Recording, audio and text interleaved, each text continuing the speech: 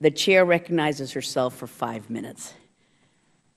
It is time that we dispense with the administration's charade that our anti-ISIL strategy is a success.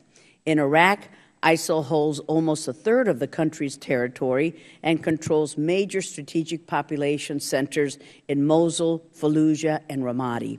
While Secretary Carter may blame the Iraqi military for not having the will to fight in Ramadi, Prime Minister Abadi has strongly denied it and said yesterday that he is not receiving the arms and support necessary for him to take on ISIL.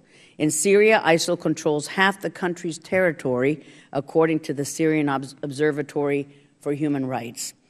ISIL's capture of Tadmor, adjacent to the ancient city of Palmyra, gives them control of a strategic crossroads and unrestricted access to Iraq's Anbar province. There are some success stories where we have been able to push ISIL back from its positions, but ISIL continues to spread into other areas as well.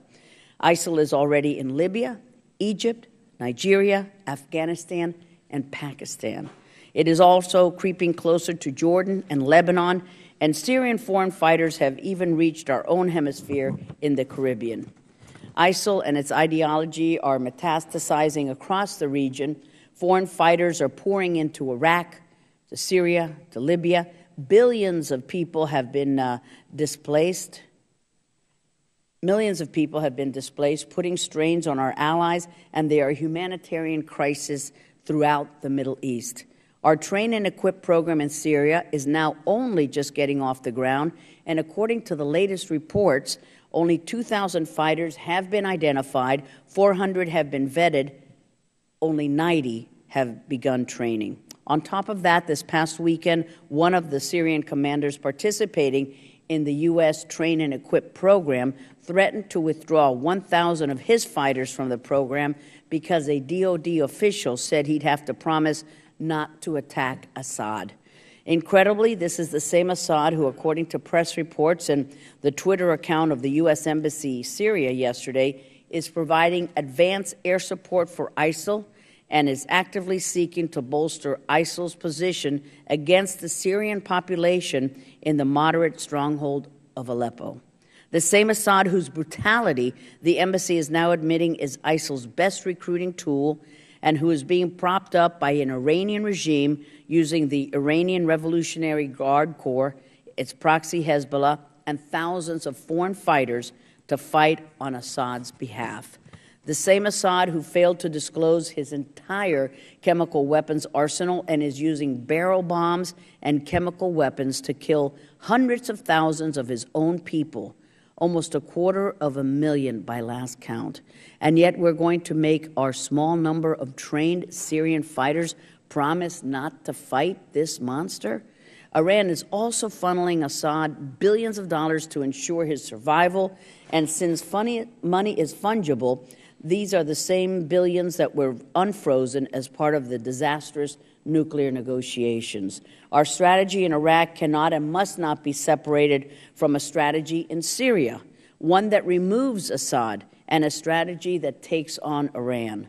Iran is not and will not work in the interest of the United States, no matter what dreams the administration might have. You cannot heal sectarian tensions in Iraq while allowing Iran to exacerbate them, including through its Shiite militias that are said to have committed horrific human rights violations. You cannot stop the flow of foreign fighters without getting tough on Turkey. And you cannot expect to have success with a minimal airstrike campaign which refuses to deploy forward spotters to improve targeting. Our train and equip program in Iraq is scheduled to bring together approximately 5,000 to 10,000 people, including while ISIL is gaining 1,000 recruits per month. We cannot wait a year for this program to be up and ready. The administration has laid out some lines of effort as part of its anti-ISIL strategy, including military and humanitarian support and counter-finance and counter-narrative efforts that we must continue with greater energy and better efficiency, but they do not address the fundamental miscalculations that this administration continues to make with regard to Assad and with regard to Iran, and they do not inspire confidence that this administration has much of a strategy at all. Beyond these basic contradictions of strategy, here are a few suggestions that I hope the administration, Congress, and others consider immediately. Destroy or neutralize Assad's air capabilities. Sanction Assad and his military officials to hasten the collapse of his regime. Sanction any entity, including the Russians and Iranians, that are propping up Assad. Listen to our military commanders who say we should at least discuss the possibility of boots on the ground, including U.S. Special Forces in Iraqi military units. Also, stop telegraphing to our enemies that what we are not willing to do. And urge the Gulf Cooperation Council, the GCC, countries to put their boots on the ground.